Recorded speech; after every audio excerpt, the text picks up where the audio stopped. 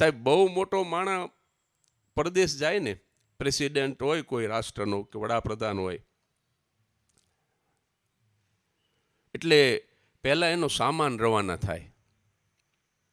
એના રસોઈયા પહોંચે, એના કપડાં પહોંચે, એના પુસ્તકો પહોંચે, એની દવા પહોંચે, આવું બધું પહેલાં પહોંચે. બધો સામાન ઠેકાણે પહોંચી જાય પછી છેલ્લે સાહેબની ફ્લાઇટ ટેક ઓફ થાય. જેટલા વડીલો અહીં બેઠા છે, કલ્પના કરો, આંખની રોશની ઠેકાણે પહોંચી ગઈ.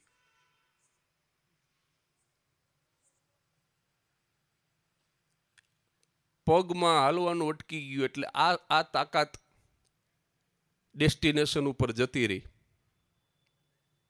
હાચા દાંત જતા રહ્યા, માથેથી વાળ જતા રહ્યા, કાનનું સાંભળવાનું જતું રહ્યું. લગભગ સામાન પહોંચી ગયો છે સાહેબ. હવે આ સાહેબની ફ્લાઇટ ટેક ઓફ થાય એની રાહ છે. તમે જુઓ, લગભગ સામાન ઠેકાણે પહોંચી ગયો ડેસ્ટિનેશન ઉપર. હવે આપણી જરા ઓશો એમ કહેતા, ઓશોએ મૃત્યુ વિશે વાત કરી જેવી કોઈએ નથી કરી.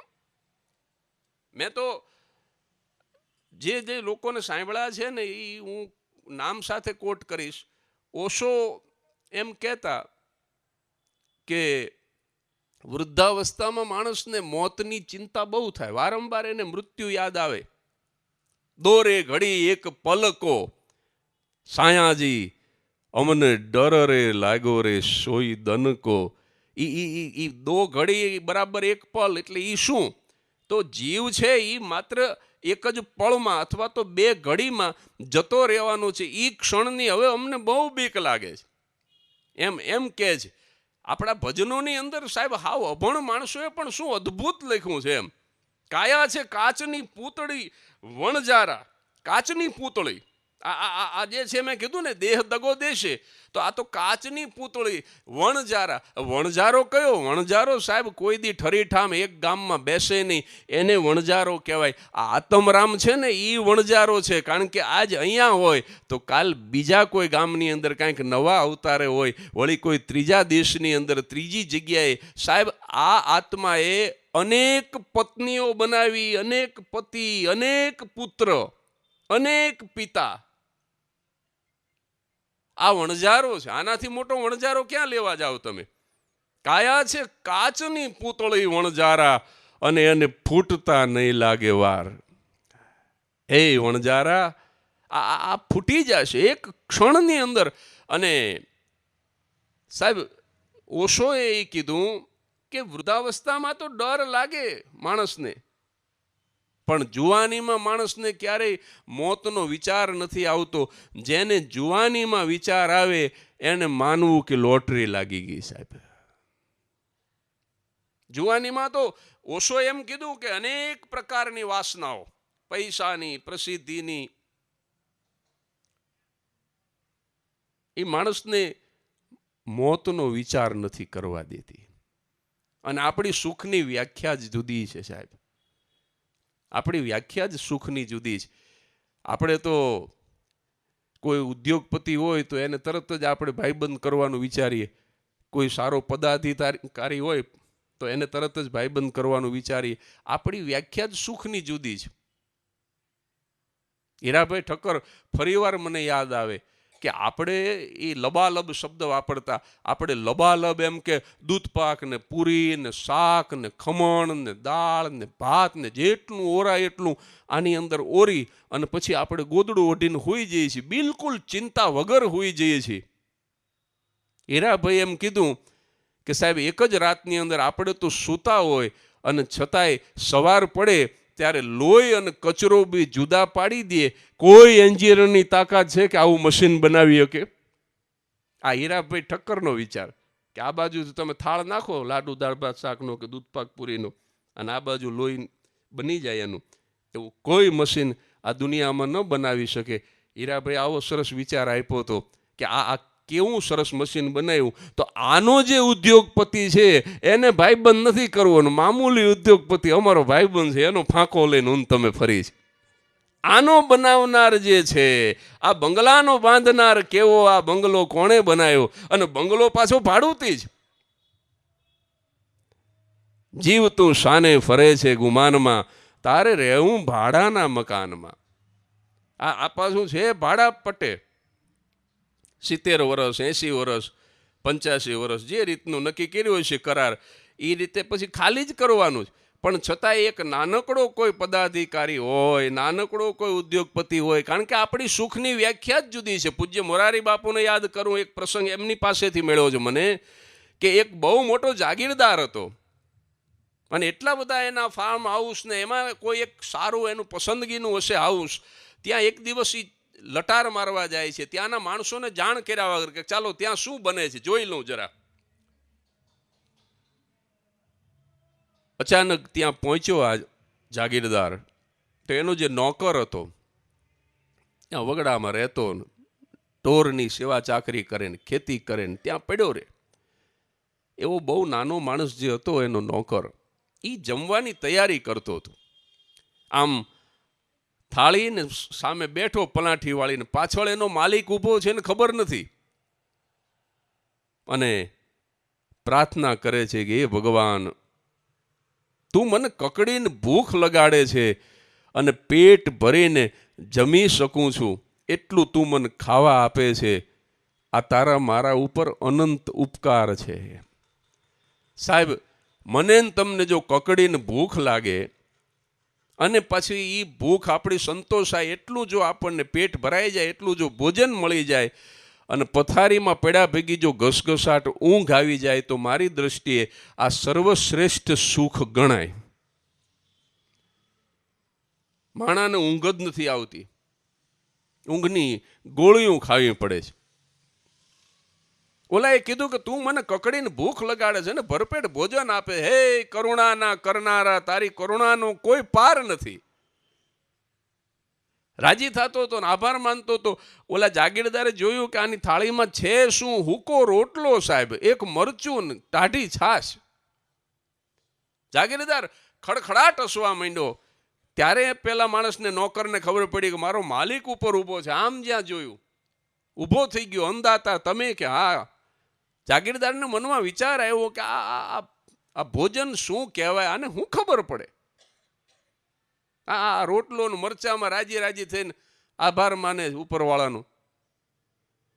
પણ નોકરે તરત જ કીધું કે તમે આવ્યા એ બહુ સારું કર્યું. આજ જો તમે ન આવ્યા હોત ને તો હું હાલીને તમારા બંગલા સુધી આવવાનો હતો. આજ મારે તમને મળવું હતું. કેમ? તો કે મારે તમને એક બહુ અગત્યની વાત કરવી છે. કે બોલ ભલા માણસ. તો કે આજે રાત ગઈ ને, ગઈ રાતે પરોળીએ મને એક સપનું આવ્યું, અને સપનામાં મને એવો એક ગેબી અવાજ આવ્યો કે આ વિસ્તારનો સૌથી સુખી માણસ ગુડ ફ્રાઈડેના દિવસે મરી જશે, અને આજે જ ગુડ ફ્રાઈડે છે. મને તમારી બહુ ચિંતા થઈ, એટલે હું આજ તમે ન આવ્યા ને તો હું બંગલા સુધી હાલીને આવવાનો હતો. આજની રાત તમે હાચવજો, તમે બહુ ધ્યાન રાખજો. અંદાતા છો તમે, નહીં હોય તો પછી અમારા જેવા ગરીબનું કોણ? અને ખડખડાટ હસવા માંડ્યો એ જાગીરદાર. એ કે ભલા માણસ, તું હાવ આવો જ રહ્યો મૂર્ખનો સરદાર. સપના કોઈ દી હાચા પડે? એ તો સપનું છે, ભૂલી જા. એવું કાંઈ બને એની ચિંતા ન કરતો. એમ કરીને લટાર મારીને થોડી વાર એની સાથે વાતચીત કરીને પાછો ઘોડા ઉપર બેઠો જાગીરદાર અને નીકળ્યો સાહેબ. પણ એક ફિલ્મનું ગીત છે, મેરે સંગ સંગ આયા તેરી યાદો કા મેલા, અકેલા ગયા થા મેં ન આયા અકેલા. તો શું આવ્યું કે મેરે સંગ સંગ, ઓલો જે વિચાર હતો સપનાનો, એ આ જાગીરદારની સાથે સાથે આવ્યો. અને ધીમે ધીમે ધીમે એ વિચાર પછી મગજ ઉપર કબજો જમાવા માંડ્યો. ને ઘરે પહોંચ્યો ને ત્યાં તો ડોક્ટરોને બોલાવ્યા. એ જમાનામાં તો વૈદો ને હકીમો ને તબીબો, આવી તો કઈ સુવિધાઓ ન હોય, અત્યારે છે એવી. પણ બધાને બોલાવ્યા કે જલ્દી આવો, બરાબર તપાસ કરો, આ શરીરમાં કોઈ રોગ તો નથી ને. અને બધાએ બરાબર તપાસ કરી, એ જમાનામાં જે રીતે થતી હોય એ રીતે નાડી જોઈને, અને કીધું કે આજની રાતની ક્યાં વાત કરો છો? નજીકના વર્ષોમાં માલિક તમને તમને તાવ નહીં આવે, માથું નહીં દુખે, તમે લહેર કરો, સૂઈ જાઓ, તમે નચિંત બનીને સૂઈ જાઓ. આ માણસ બધાય સગાવાલા મિત્રો સાથે મોડી રાત સુધી બેઠો, કે અડધી રાત તો આમ જ નીકળી જાય. મધ્યરાત્રિએ પોતાના શયન ખંડમાં ગયો ને પડખા બદલે, પણ નીંદર નથી આવતી. આ 2-3 કલાક નીકળી જાય ને તો જમાવટ. છેવટે પછી ઊંઘની ગોળી લીધી સાહેબ. ઊંઘની ગોળી લઈને હૂતો, પણ ત્યાં તો 5 વાગે તો ઝબકીને જાગ્યો ને આમ પોતાને જ અડવા માંડ્યો કે હું જીવું જ છું ને. હા, જીવું છું. રાજી થઈ ગયો કે હાશ, ગુડ ફ્રાઈડેની રાત પસાર થઈ ગઈ, હમણાં સૂરજ ઉગશે, હું જીવું છું.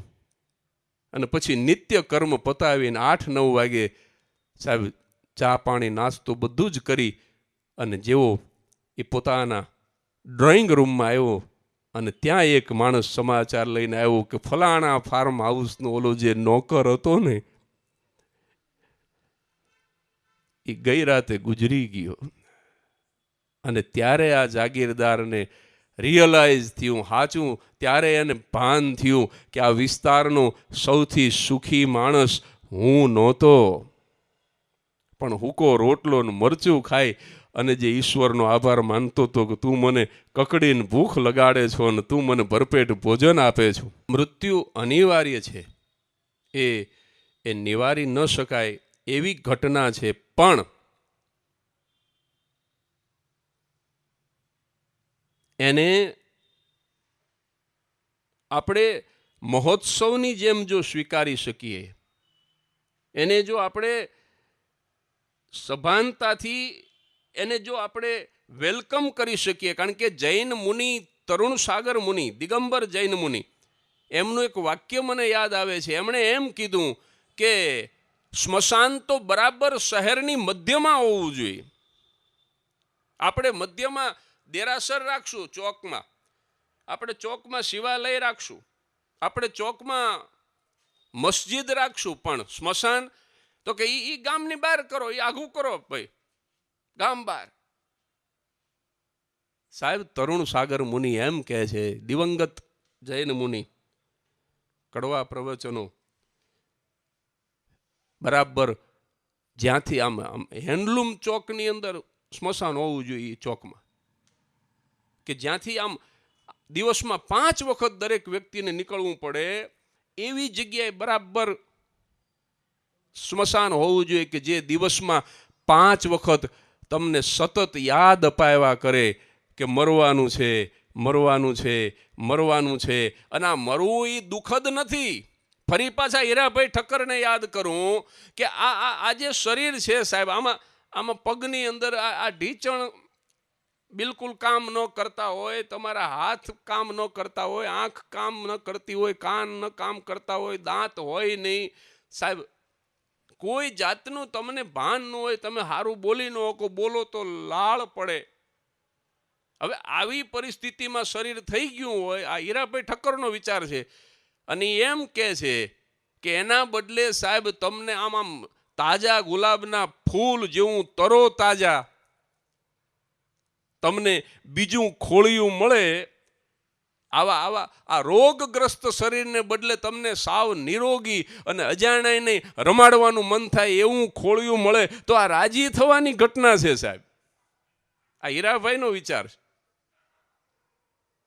એટલે તરુણ સાગર એમ કીધું, ભગવાન બુદ્ધ પાસે કોઈ સંન્યાસ લેવા જતું ને ત્યારે ભગવાન એમ કહેતા કે 3 મહિના સ્મશાનની અંદર રહે, 3 મહિના સ્મશાનમાં રહેવાનું. સંન્યાસ લેતા પહેલા દરરોજ દિવસમાં 4-5 વખત, 8 વખત દરરોજ તું માણસના શબને બળતું જો કે ખરેખર જે ઘટના બનવાની છે, અનિવાર્ય છે, એ બિલકુલ તને સમજાઈ જાય અને સાવ મોહ નિરસન, ગીતાજીની અંદર કીધું, બિલકુલ મોહ ઉતરી જાય તને, અને પછી હું તને દીક્ષા આપું. સ્મશાનની અંદર 3 મહિના સુધી રહેવાનું. એ જ બુદ્ધ જ્યારે એને સંન્યાસ નહોતો લીધો અને રથની અંદર બેસીને જતા હતા અને એક અંતિમ યાત્રા નીકળી અને પછી સારથીને કીધું કે આ શું જાય છે? તો કે કહેવાની ના પાડી તમારા પિતાજીએ કે નહીં, આ શું જાય છે? તો કે માણસ મરી ગયો એ જાય છે. તો કે બધા મરી જાય? કે હા. તો કે હુંય મરી જઈશ?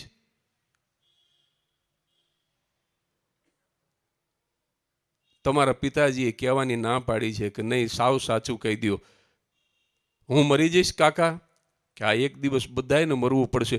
જ્યોતિષીએ નાનકડા બાળકની હસ્તરેખા જોઈને આગાહી કરી હતી, જે દિવસે આને ખબર પડશે કે હું પણ મરી જવાનો છું, તે દી આ સંન્યાસ લઈ લેશે. એટલે આ કોઈ આ ડરી જવાની ઘટના નથી સાહેબ. અને છેલ્લી વાત એ છે, એક જ મિનિટમાં હું પૂરું કરું, કે આપણે દ્વારકા જઈને તોય આપણે હુખડીને થેપલા લઈ જઈએ. હરિદ્વાર તો દૂરની વાત છે. તો આ અનંતની યાત્રાએ તમે જતા હોય તો સંબલ ભાતા તમે લેજો રે હંગાત મુજા બેલીડા. આપણા ભજન યાદ કરીને તોય આખી રાત પસાર થઈ જાય ને વૈરાગ સિવાય કાંઈ વાત નથી સાહેબ. ભાતા તમે લેજો રે હંગાથી. આ અનંત યાત્રાનું ભાતું છે સાહેબ, હુખડીને ઢેબરા નથી. સંબલ. અને અહીંયા ભાતું કયું કામ આવે સાહેબ? પત્ની છે ને એ તમારા મકાનના દ્વાર સુધી જ તમારી પાછળ આવે, બહુ તો શેરીના નાકા સુધી આવે. તમારો દીકરો અને તમારા સ્વજનો છે ને એ સ્મશાન સુધી જ આવે સાહેબ. પણ ચિતા ઉપર કોઈ ચડતું નથી. પછી જે તમારી સાથે આવે છે સંબલ, જે ભાતું, એ તો તમારા કર્મોનું પાતું આવે છે. પછી તો બીજું કાંઈ નથી આવતું. શરીરે રાખ થઈ જાય. આ તો દગાખોર છે. આ તો બેવફા છે. એ રાખ થઈને અહીંયા ને અહીંયા પડ્યું રહે છે. યાત્રાની અંદર સાથે આવે તો કેવળ અને કેવળ મારા ને તમારા કર્મ સાથે આવે છે. અને એટલા માટે થઈને માણસો સેવાનો માર્ગ પસંદ કરી લે છે. 104 વર્ષના ગુરુજીને એવું બોલ્યા કે 86ની સાલમાં પ્રિસ્ક્રિપ્શન લખી આપ્યું. પીસી શાહ સાહેબ પણ તે દિવસે બેસણામાં મને કહેતા હતા કે આ અમારા સમકક્ષ, અમારા જેટલા જ સિનિયર, એટલે જે લોકો સેવાનો માર્ગ પસંદ કરે છે, પછી પોતપોતાની રીતે બધા સેવા કરતા હોય. કોઈ ધનથી કરે, કોઈ તનથી કરે, બધી કંઈ બધા જ રૂપિયા ખર્ચીને કરે એવું નથી. પણ જે સેવાનો માર્ગ, સારા કર્મ માણસ કરતો હોય છે, એ આ અનંતની યાત્રા માટે સંબલ એકઠું કરતો હોય છે. એટલે હું ને તમે પણ આ મૃત્યુ અનિવાર્ય છે, એનાથી ડરીએ નહીં. સ્વજનના મૃત્યુથી રડીએ નહીં. આપણે પણ મરવાનું છે એની પૂરી તૈયારી રાખીએ, મૃત્યુને સ્વીકારવાની પૂરી તૈયારી રાખીએ.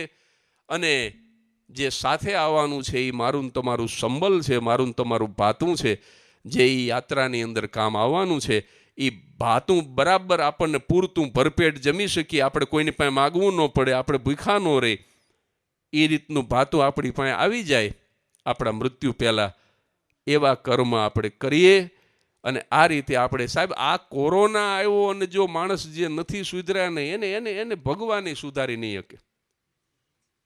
કારણ કે આ 100 વર્ષે આવે એવી વૈશ્વિક મહામારી હતી. હવે આ 1918 થી 1920 આવેલી, જેને સ્પેનિશ ફ્લૂ કહેતા, અને એ વખતે તો આના કરતા ભયંકર છે. કારણ કે 50 કરોડ માણસો બીમાર પડ્યા ને 5 કરોડ મરી ગયા. 5 કરોડ આમાં નથી મર્યા, હવે નથી મરવાના. તો સાહેબ આના કરતા એ જમાનામાં 100 વર્ષ પહેલા ટેલિફોન નહોતા, આવા કોઈ લાઈવ. અત્યારે અમેરિકામાં માણસો સાંભળે છે મને, ઇંગ્લેન્ડમાં સાંભળે છે અત્યારે. આવા કોઈ સાધન નહોતા. કેવી રીતે તમે સમાચાર આપો બાપુજી ગુજરી ગયા અહીંયા સ્પેનિશ ફ્લૂમાં? તો એ જમાનામાં 5 કરોડ માણસો મરી ગયા. એટલો ભયાનક તો કોરોના નથી, પણ છતાંય આ 100 વર્ષે આવે એવો ભયાનક રોગ હતો.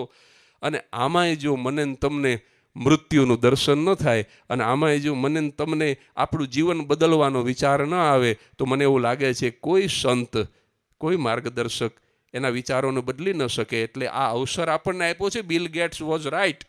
એણે એમ કીધું કે આ COVID-19 એ સમાજ સુધારક છે. એટલે આપણને એમાંથી પણ શીખવાનું મળ્યું છે.